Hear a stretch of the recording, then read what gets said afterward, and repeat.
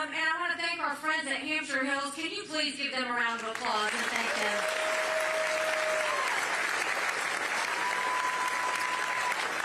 So there are a lot of you, which I love. How many of you are hearing me in a town hall setting for the first time? Raise your hand. So where have y'all been? Well, we're glad you're here. So we will start. I will tell you a little bit about myself then, and we will talk about where we are in the country, and then we'll talk about how to save her. So I was born and raised in a small rural town in South Carolina. 2,500 people, 2 stoplights. You couldn't think about doing something wrong without somebody already telling your mom. I started doing the books for the family business when I was 13. It wasn't until I got to college that I realized that was child labor. I'm not an Ivy Leaguer. I went to a public university. I went to Clemson University. Go Tigers. Oh, we got some Tigers in the house. And I graduated with a degree in accounting. I'm an accountant. Accountants are problem solvers. We've got some accountants in the house. We're not boring, no matter what they say. And I went on and worked in the corporate world, and then I came back home to the family business. And one day I happened to be sitting with my mom, telling her how hard it was to make $1 and how easy it was for government to take it. And my mom said, quit complaining about it, do something about it. I truly did not know you weren't supposed to run against a 30-year incumbent primary. Ignorance is bliss. I had never been politically active. Once I realized he was related to half the district, the only option was to win. So I went around the district and said, we have way too many lawyers at the State House. I think we need a really good accountant. And the district took a chance on me, and we won. So in the first 3 or 4 years that I was in the legislature, my fights were really on and for small businesses. I think small businesses are the heartbeat of our economy.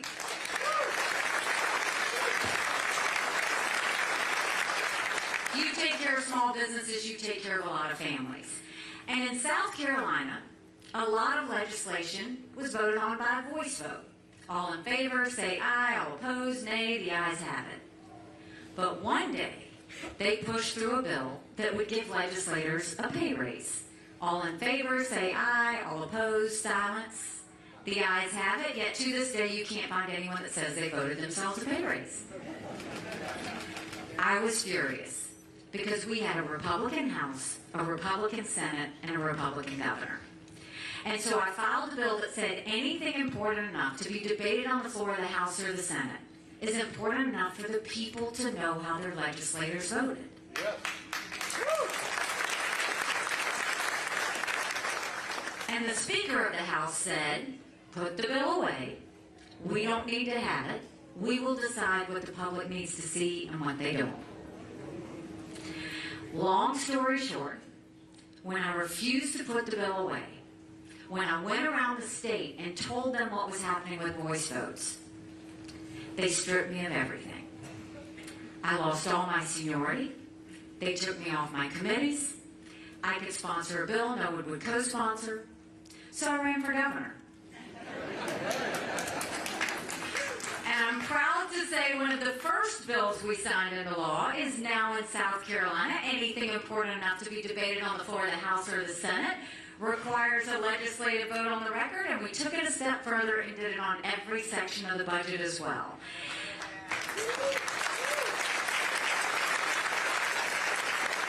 And I love music. You were listening to my playlist earlier. I hope you enjoyed it.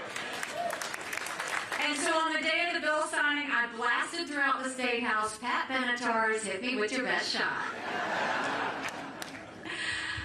So when I got in as governor, South Carolina was hurting. We had 11% unemployment. We had thousands of people on welfare. And South Carolina was the butt of the jokes. So we got to work. By the time I left, we were building planes with Boeing. We're building more BMWs than any place in the world. We brought in Mercedes-Benz. We brought in Volvo. 5 international tire companies. They were referring to South Carolina as the beast of the Southeast, which I love. We announced jobs in every county in the state. We moved our 11% unemployment down to 4%. And we acknowledged some truths. We said if you have to show picture ID to buy Sudafed, If you have to show picture ID to get on a plane, you should have to show picture ID to protect the integrity of the election process. We passed voter ID in South Carolina.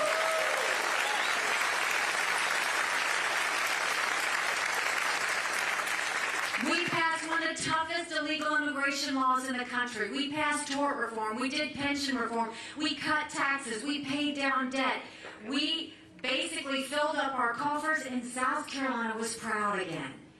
And by the time I left, we were named the friendliest state in the country, the most patriotic state in the country, and the #2 state in the country people were moving to. And then I got the call for the United Nations. And my honest answer was, I don't even know what the UN does. I just know everybody hates it.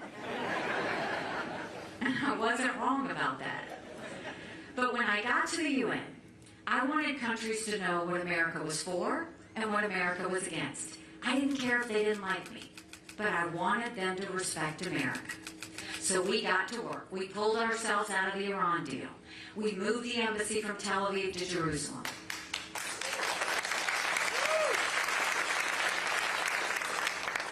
I negotiated with China to pass the largest set of sanctions against a country in a generation against North Korea and got them to stop testing ballistic missiles.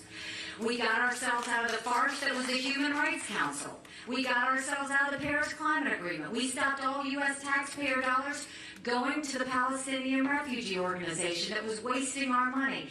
And we basically cut $1 billion off the top.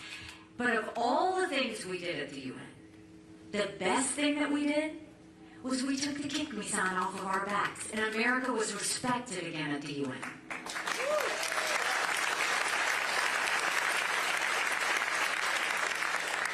And now I'm running for president, and I don't need to tell you how bad things are. You don't have to turn on the news to see it. You feel it when you go to the grocery store. You feel it when you fill up your car with gas. You feel it when you make your mortgage payment, your insurance payment, everything that we have to pay. All of it's gone up. And I would love to tell you that Biden did that to us. And he sent us down this roller coaster of socialism that's dangerous, that we've got to put a stop to. But I've always spoken in hard truths, and I'm going to do that with you tonight. Our Republicans did that to us too. You go back and you look at that $2.2 trillion COVID stimulus bill that they passed with no accountability. It expanded welfare that's now left us with 80 million Americans on Medicaid, 42 million Americans on food stamps. That's a third of our country. And did Republicans try to make it right? No. They doubled down and opened up earmarks and pet projects for the first time in 10 years, pushing through 7,000 of them last December. Want to know how they spent your money? $30 million on an honors college in Vermont, $10 million to tear down a hotel in Alaska, $7.5 million on a courthouse in Colorado, and the list goes on. The 2024 appropriations budget, Republicans spent $7.4 billion in pet projects and earmarks. Democrats spent $2.8 billion. Now you tell me who the big spenders are. $34 trillion in debt.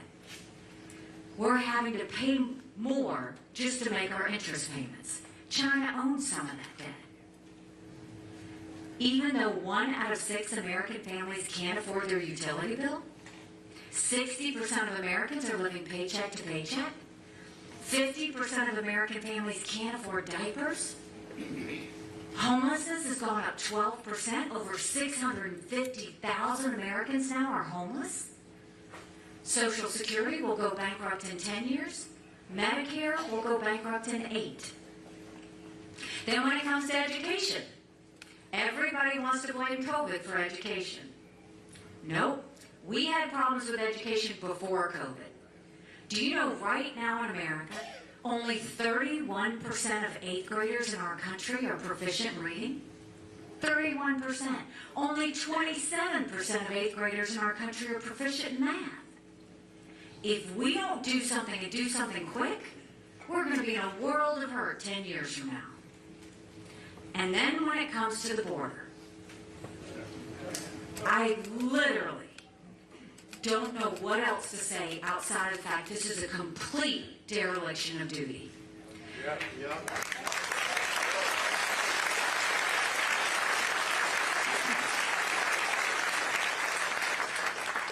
I've actually been to the border, and I didn't pull a Kamala, go and come back. I went 400 miles down the border. You're not ready for what I saw. Mounds of clothes, mounds of shoes, paraphernalia, rape areas that the women and girls have to walk through. When you get up in the morning, you get your coffee and you watch the news. When these ranchers get up in the morning, they get their coffee and they go see if anybody died crossing the fence. They pick up whatever little kids were left behind and they turn them over to Border Patrol.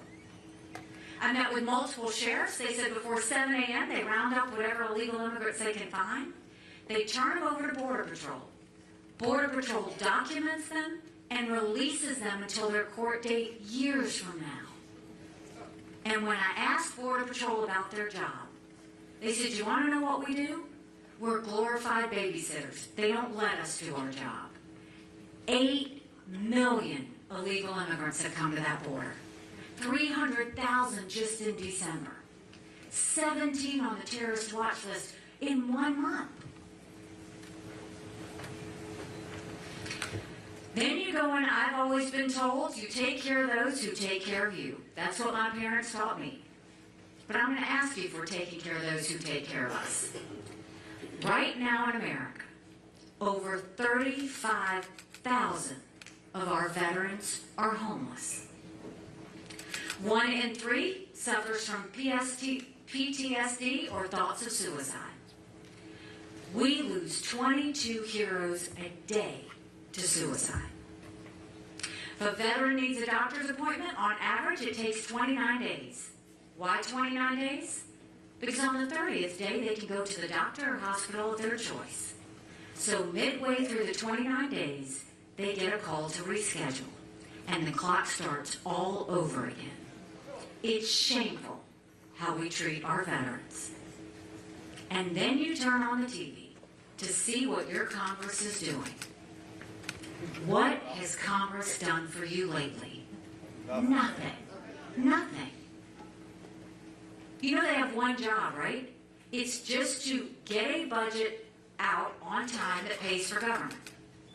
Do you know Congress has only given us 4 budgets on time in 40 years? 4 in 40. You know what I say to that? No budget, no pay. Period.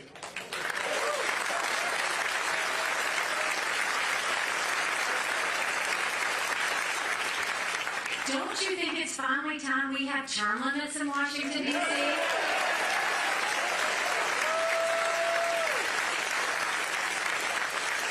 Don't you think we need to have mental competency tests for anyone over the age of 75? Now let me say this.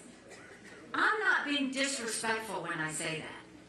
We all know people that are above 75 that can run circles around us. And then we know Joe Biden. Right now, Congress has become the most privileged nursing home in the country.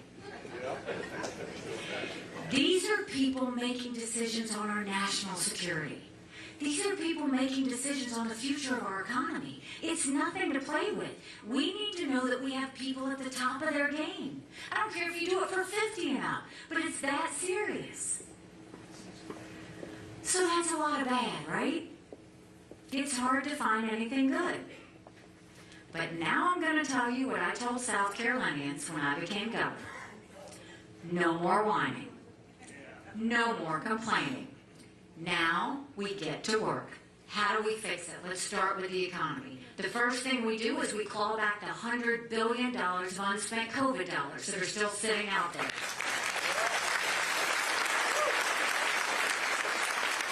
Instead of 87,000 IRS agents going after middle America, go after the hundreds of billions of dollars of COVID fraud. 1 out of every $7 was spent fraudulently.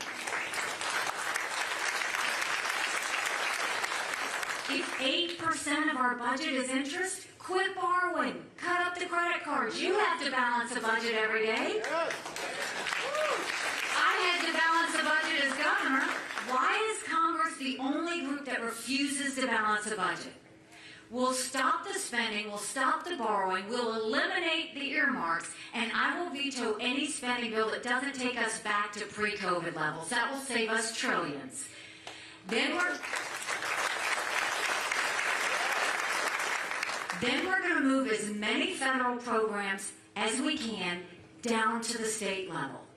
That will reduce the size of the federal government and empower people on the ground. Think healthcare, think welfare, think education, all of those things. That's when we'll start to get government working closest to the people again. And then we need to open up the middle class. Right now, the rich are getting richer and the poor are getting poorer. We've got to allow the middle class to breathe. That's why we're going to eliminate the federal gas and diesel tax in this country. We're going to cut taxes on the middle class and simplify the brackets. And we're going to make the small business tax cuts permanent. They made them temporary. They made corporate tax cuts permanent. If small businesses are the heartbeat of our economy, we better act like it and make them permanent. We'll do that once and for all.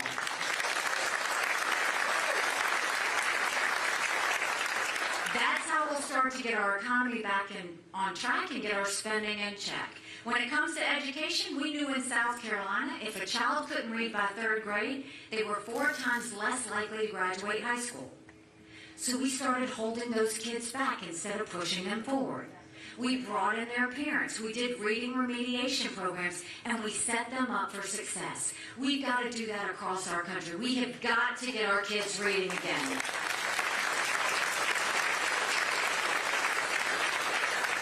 And no parent should ever wonder what's being said or taught to their child in the classroom. We need complete transparency in the classroom.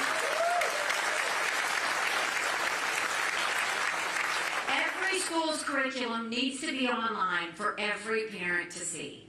And as parents, we have one job. That's to do right by our kids. That's why every parent needs to be able to decide which school their child goes to or what mode of education they have. Every child deserves a good education. Stop mandating education based on a zip code. And then let's start building things in America again. Let's put vocational classes back into our high schools.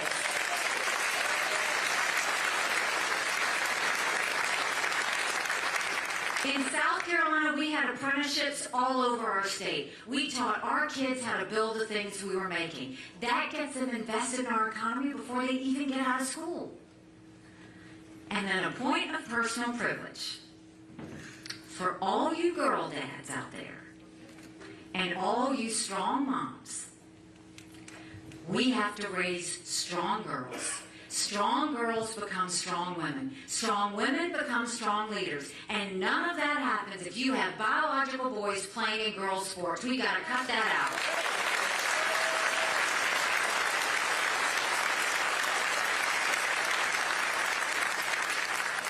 And when it comes to the border, we'll take what I did in South Carolina and we'll go national with it. We'll do a national E-Verify program and require businesses prove that the people they hire are in this country legally.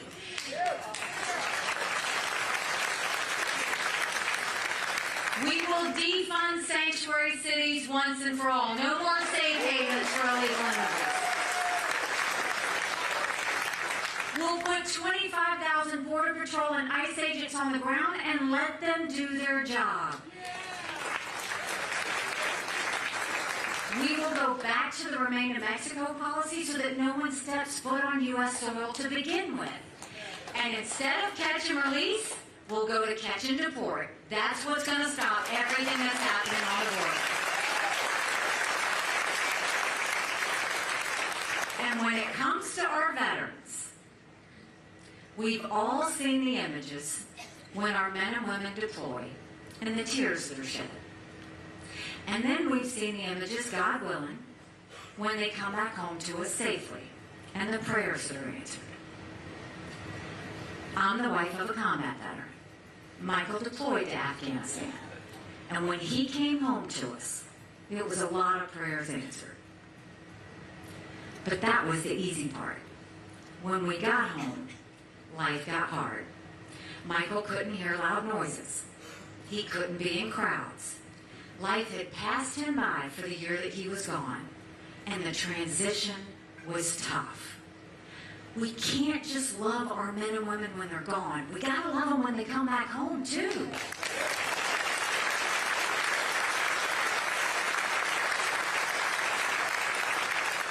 Let's do better in the transition. Don't just say you're going to look after them for 2 weeks and let them go. Keep tabs on them and make sure they're okay. That's why we need to have telehealth, so they have the mental health care they need right when they need it. They should be able to go to the doctor or hospital of their choice. They've earned that right. And I think the best way to deal with veterans' health care is I think every member of Congress should have to get their health care from the VA. And you watch how fast that gets fixed.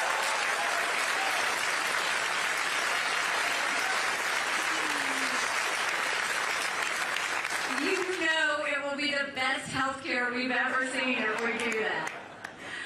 And then there were two things when I was at the United Nations that Russia, China, and Iran never wanted us to have. They never wanted us to have a strong military. And they never wanted us to be energy independent. We won't be energy independent. We'll be energy dominant. We will get the EPA out of the way. Right now they care more about sagebrush lizards than whether we can afford our power bill. We will make sure that we speed up our permitting. We'll do the pipelines. We'll get the Keystone pipeline going. We'll export as much liquefied natural gas as we can. We'll do all of the above, and the goal should be not that we just do enough for America. Let's turn our energy sector into an economic powerhouse. We should be exporting that out. We should allow that to funnel into our economy. When we do that, that's what makes America strong, is using those resources we're so blessed to have. So we have the answers on the domestic side. Now let's talk about national security. The world is on fire, literally. You've got a war in Europe.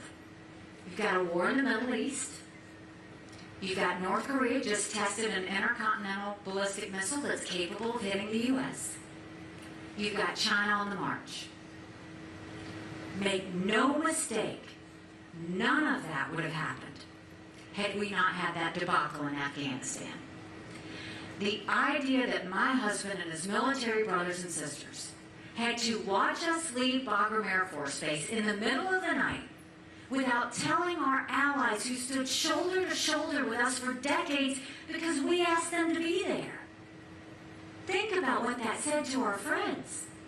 More importantly, think about what that said to our enemies. And now you've got Congress asking you, bless you, do we support Ukraine or do we support Israel? Do we support Israel or do we secure the border? Don't let them lie to you like that. It's wrong, and they know it. That's a false premise. And let me tell you why. We'll take it one at a time. Let's start with Ukraine. You should know at the United Nations, Ukraine was a great friend to us. They voted with us on almost everything. They supported every initiative, whether we asked them to or not. Here you have this pro-American, freedom-loving country that was invaded by a thug. 500,000 people have died and been wounded because of Putin. Now, I'll be the first one to tell you, I don't think we should give cash to any country, friend or foe, because you can't follow it and you can't hold it accountable.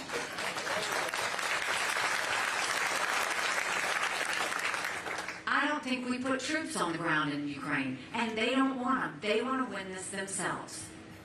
But I do think we need to give them the equipment and the ammunition to win. If you are one of those people that says, why should we care about Ukraine? That's a legitimate question for you to ask. I totally get it. The problem is no one has given you an answer, and you deserve an answer, and I'm going to give it to you. The reason we care about Ukraine, I saw it every day at the United Nations. Terrorists, thugs, and dictators always tell us what they're going to do. They're amazingly transparent. Hamas said they were going to push their way into Israel. China said they were going to take Hong Kong. Both of those happened. Russia said they were going to invade Ukraine. We watched it. China said Taiwan is next. We better believe them. But Russia said once they take Ukraine, Poland and the Baltics are next.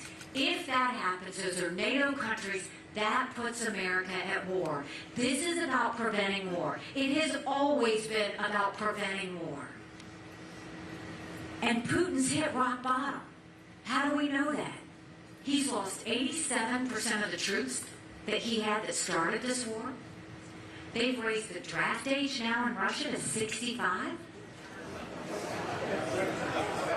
Everybody always looks around when I say that. They're getting drones from Iran. They're getting missiles from North Korea. Putin's in trouble. Now, if we support Ukraine, that's only 3.5% of our defense budget. That's it, 3.5%. The Europeans have put in more than that, and they should. It's their neighborhood. Now, let's go to Israel. I'm haunted by what happened on October 7th. And the reason I'm haunted is because 5 years ago I gave a speech to the entire world at the UN. And I told them that we knew there were maps. These maps were held by Hamas. And it showed that if they could break the barrier, this is how they were going to kill as many Jews as fast as they could. And it happened. Now, for those of you that say, why should we care about Israel? God help us if we don't get this one right. Israel is a bright spot in a tough neighborhood. They are the tip of the spear when it comes to defeating terrorism. They always have been. It has never been that Israel needs America. It has always been that America needs Israel.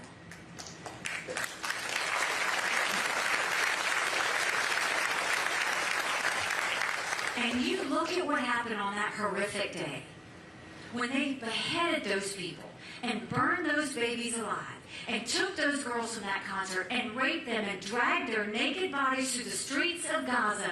What did they say? Death to Israel, death to America. That's why we care.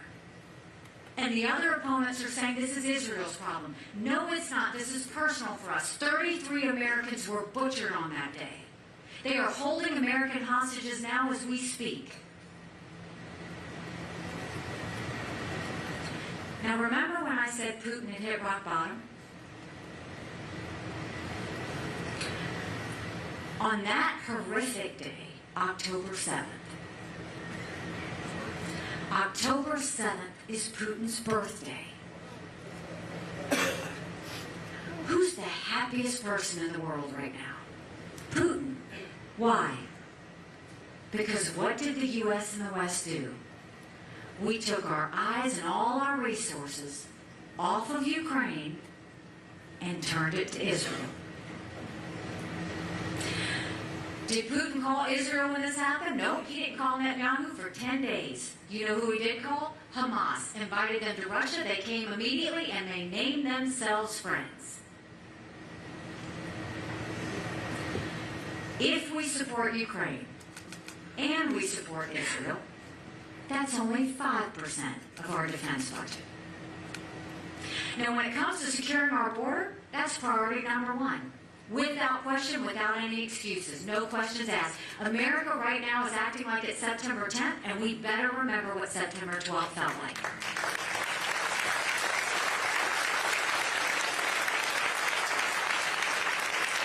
It only takes one to have another 9/11 moment.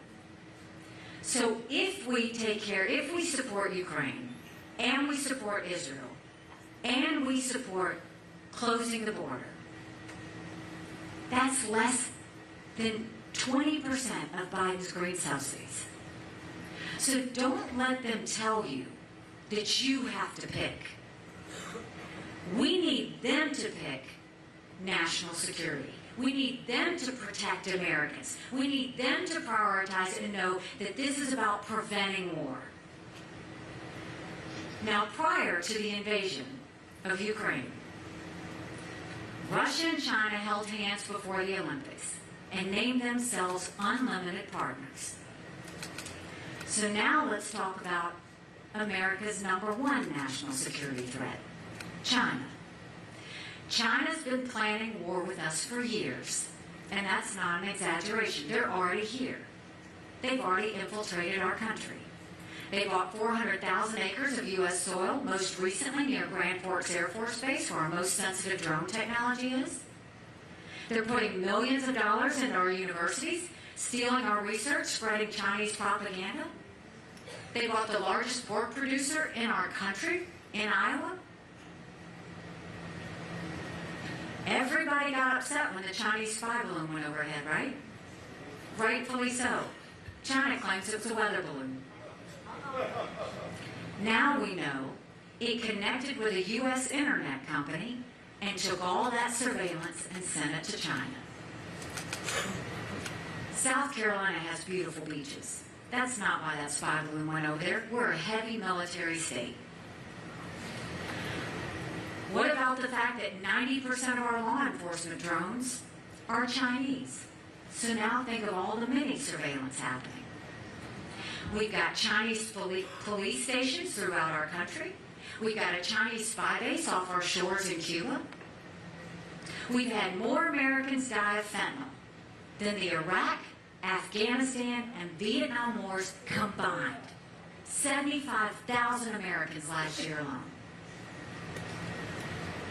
There's technologies that build up China's military and threatens America. Yet the Biden administration approved 70% of it last year. The Trump administration approved more than that.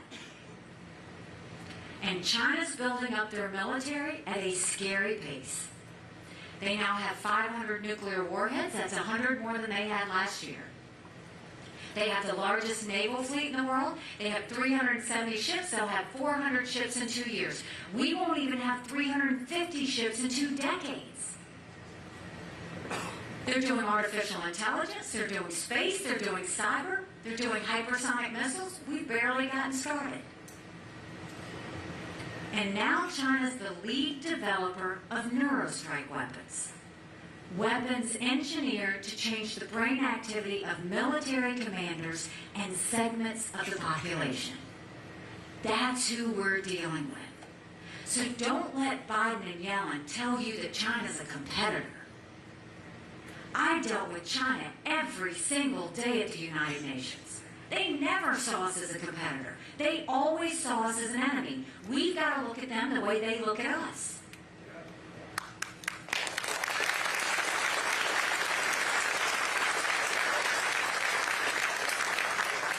So how do we take on China? We start by stopping the sale of any of our U.S. land and taking back what they already purchased.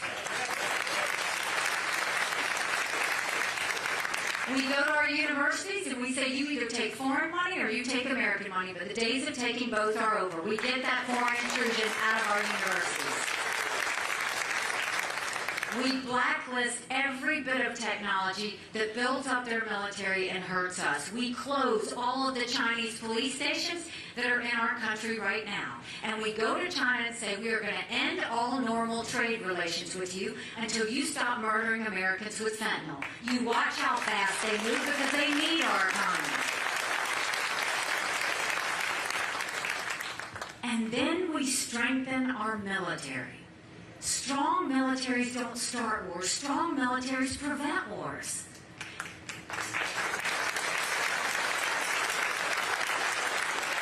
And that doesn't mean you throw a bunch of money at the Department of Defense. It actually means you clean it up. You get rid of the bureaucracy. You get rid of the red tape. You get rid of all of the programs that have no business being in the Department of Defense. For goodness sake, we have got to stop these gender pronoun classes that are demoralizing our military.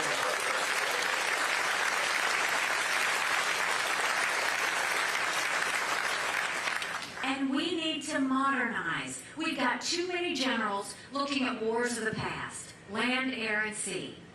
Our threats in the future We need to be up on cyber. We need artificial intelligence. We need space. We need hypersonic. We need submarines. That's what we're going to need for the future. So we can do this. So to connect the dots, there's a reason the Taiwanese want the U.S. and the West to support the Ukrainians. Because they know if Ukraine wins, China won't invade Taiwan. There's a reason the Ukrainians want the U.S. and the West to support the Israelis. Because they know if Iran wins, Russia wins. There is an unholy alliance of China, Russia, and Iran. They are bound together by their hatred of freedom, democracy, and above all things, their hatred of America. We can take them on, but not by putting our heads in the sand. But we take them on by getting strong again and letting them know what we expect of them. That's when we will get our country back on track. But in order to do all of this, the first thing we have to end is this national self-loathing that's taken over our country. The idea that people say America's bad or rotten or racist. I was elected the first female minority governor in history. America's not racist, we're blessed.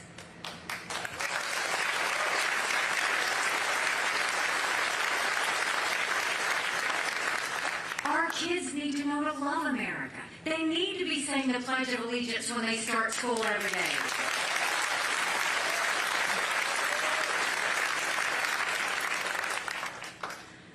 You know, 6 months ago, I dropped my husband Michael off at 4 a.m. for another year-long deployment.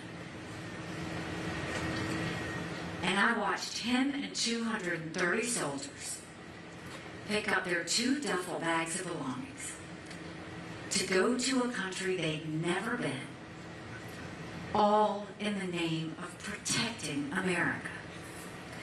They're willing to sacrifice their lives and their families because they still believe in this amazing experiment that is America. So if they're willing to sacrifice there for us, shouldn't we be willing to fight for America here? Because we have a country to save.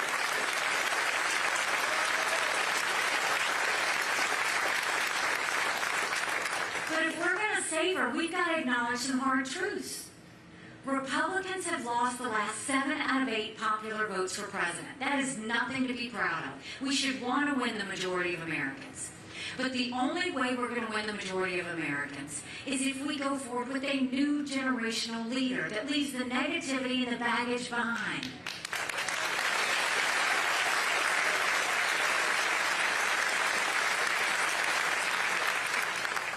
Now, another hard truth. I think President Trump was the right president at the right time. I agree with a lot of his policies. But rightly or wrongly, chaos follows him. You know I'm right. Chaos follows him. And we can't be a country in disarray and have a world on fire and go through 4 more years of chaos. We won't survive it. You don't fix Democrat chaos with Republican chaos.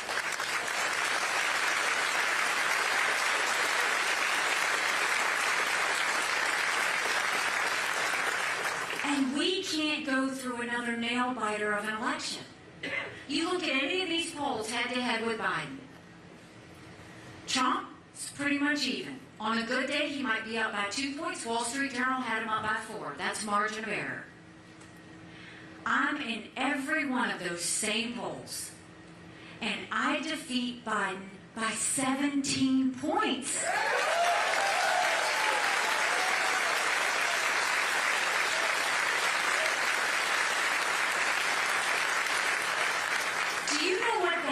That's bigger than the presidency. That's governorships, that's the House, that's the Senate, that's all the way down to the school board.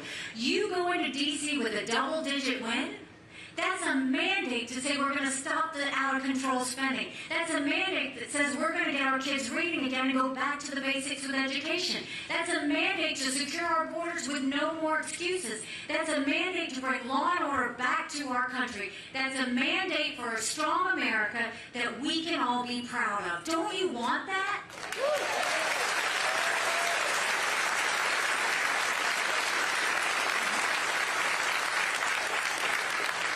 Because we can have that.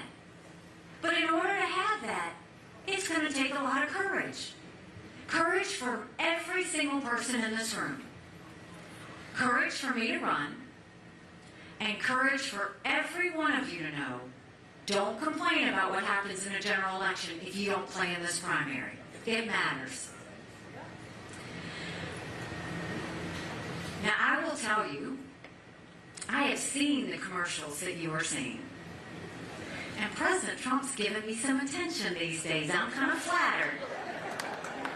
I'm flattered because I know he sees what we're seeing, and that means we're surging, and he is getting uncomfortable. But every bit of that commercial and the temper tantrums that he's been putting out every day, every bit of it's a lie. I never once raise taxes in South Carolina. I think government makes too much money. The last thing I want to do is raise a tax. We cut taxes in South Carolina. And the corporate industry wanted me to raise the gas tax for infrastructure year after year after year. And I killed it year after year after year. And then one year they kept going. And I said, okay, you want to raise the gas tax, then you have to cut the income tax by 5 times that amount, which would have been a massive decrease. They didn't want to do it. So when they go and clip little pieces of speeches I give, tell the truth. Because if you've got to lie to win, you don't deserve to win. It's that simple.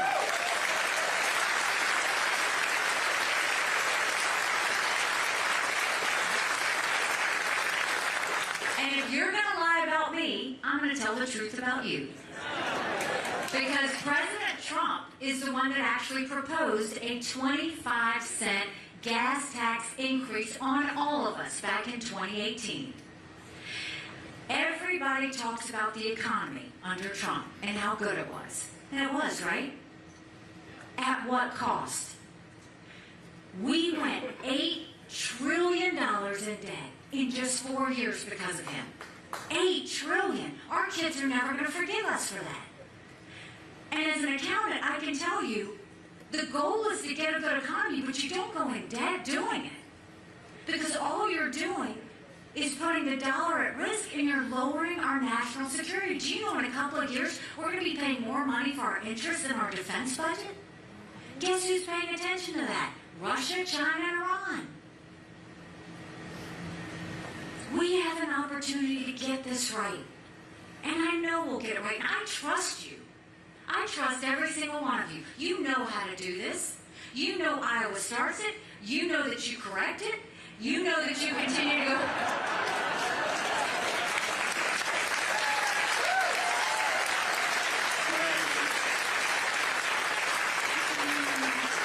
And then my sweet state of South Carolina brings it home. That's what we do. That's what we do. You know, someone asked me when I announced why I was doing this.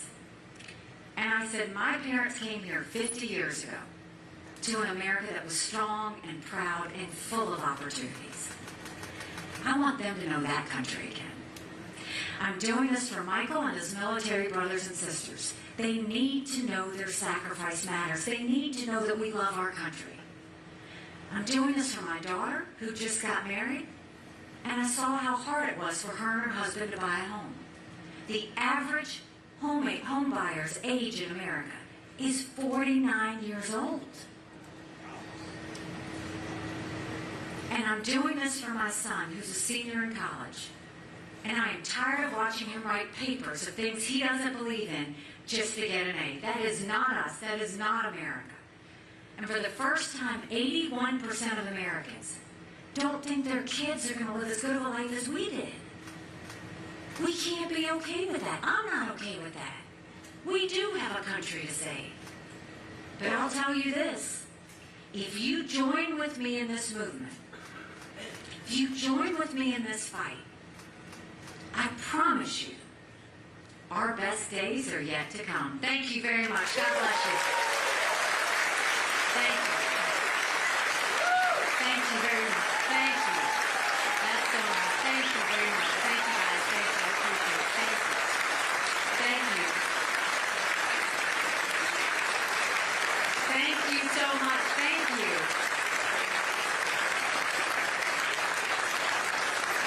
Thank you. Y'all sure do know how to make a Southern girl feel good. I appreciate that.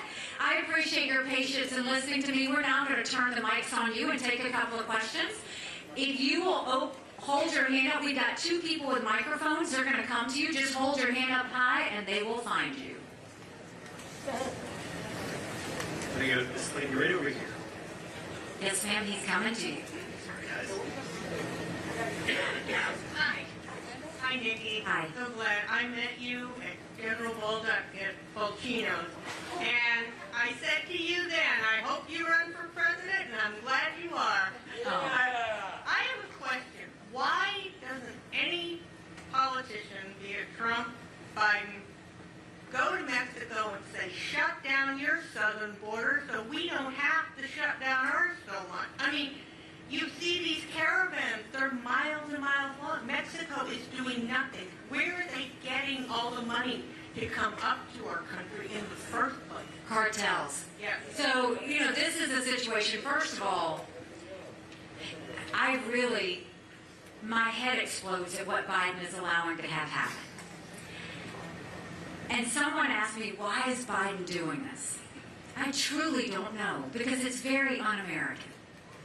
But what makes me even more sick is the fact that today, Biden is fighting and trying to get the Supreme Court to allow them to be able to cut the fences that Governor Abbott is putting in Texas to keep them from coming. Think about that. You've got a president fighting a governor trying to protect his state and allowing feds to go and cut the wire. You can't do that. The reason they're coming, the cartels are making a ton of money. There's billions of dollars they have made by doing this. So there's a couple of things. One, we put those 25,000 Border Patrol and ICE agents on the ground. The second thing is we send our special operations in there to take out all of those fentanyl avenues that they have, the industries that they're doing, how they produce it, every bit of it. And we go to Mexico and we say, either you deal with this or we're dealing with this. But either way, we're going to put an end to it.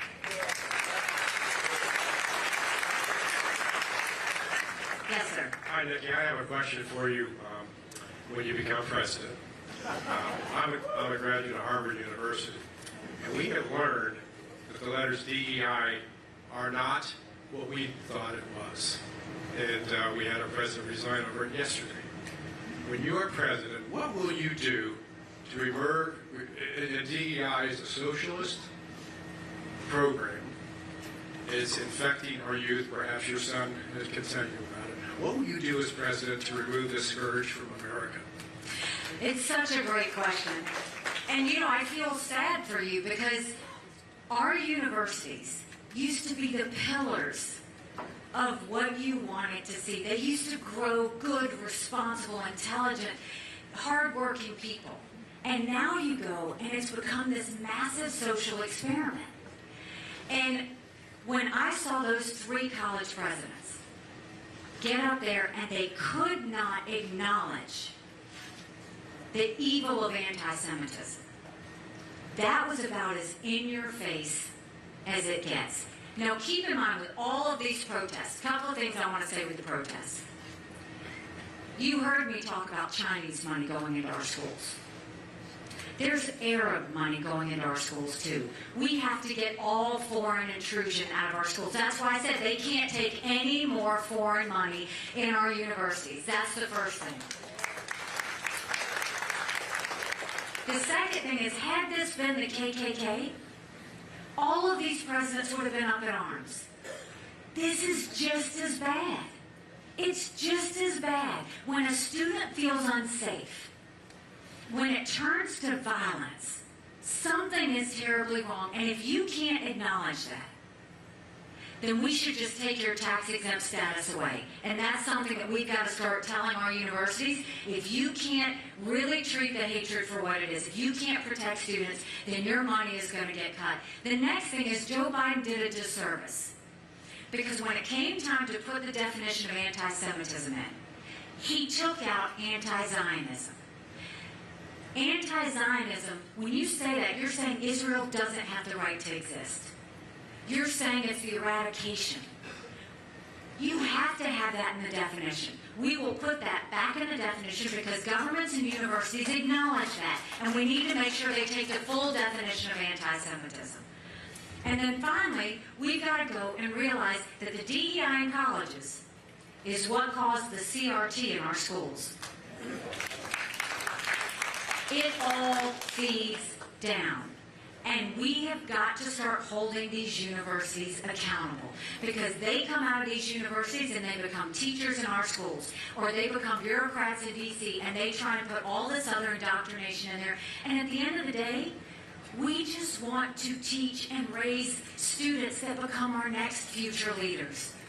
But you're not getting future leaders this way. Our corporations have learned the hard way that they need to stay out of these DEI situations and allow the consumer to decide what they want and what they don't want. They need to focus on business and stick with that, and they need to stay out of politics. So there's a lot that we have to do to correct it. The first thing you do, though, is you have to hold them accountable. And when it comes to universities, you go after their money. Because the second you go after their wallets, that's when they change every bit of their personality. Yes, absolutely. Yes. Nikki, when you become president, how are you going to get rid of all the illegals that we already have over here? I mean, we need, immigrants, but they need to come over here, as we all know, legally. So how are you planning to get rid of the ones that are here illegally? So this is going to sound cold, but you got to deport them. You got to get them all out. Because at the end of the day, what did they do? You can't cut the line. My parents came here legally. They put in the time, they put in the price. They are offended by what happened on the border. We take care of my parents. My parents are 87, my dad just turned 90. There's not a time I sit down with my mom and have dinner that she doesn't say, are those people still crossing the border? They're so offended, and she would always say, if they don't follow the laws to come to this country, they won't follow the laws when they live in this country.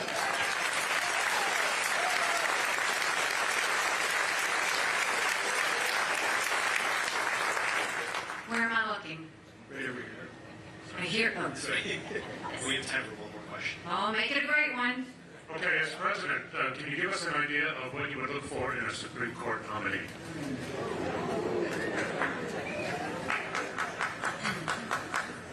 If we ever thought how much that matters, we've seen it over the past several years that our justices really matter.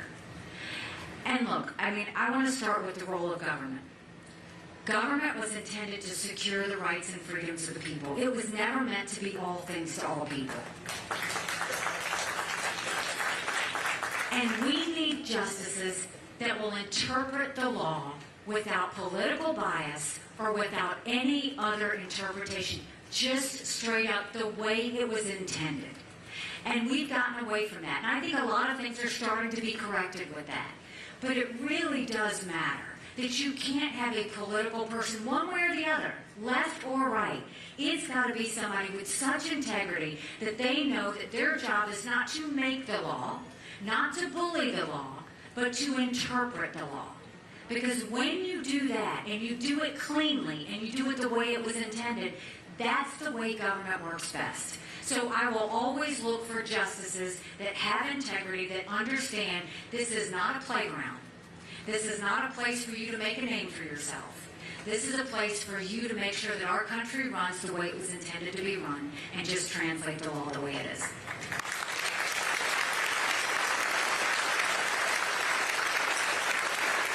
So I will say this. When I told you I ran against that longest serving legislator in a primary, people laughed at me. And I got to work, and I earned their support, and we won. When I ran for governor, I was actually the Tea Party candidate. I ran against a lieutenant governor, an attorney general, a very popular congressman, and a state senator. I was Nikki who. I had 3% in the polls. I had the least amount of money. But I worked South Carolina like no one else, and we won. When I got to the United Nations, they said I didn't have enough experience. And I got to work and took the kick me sign off of our backs. I have been underestimated in everything I've ever done. And it's a blessing, because it makes me scrappy. No one will outwork me in this race. No one will outsmart me in this race. So if you like what I had to say today, go tell 10 people. Go tell them to go to NikkiHaley.com to check into everything we have. All of our issues are on there. Take a yard sign. Tell your friends and family. Get involved in being part of the solution. If you don't like what I had to say today, shh. Just don't say anything and don't tell anyone you were here. God bless you. Thank you so much.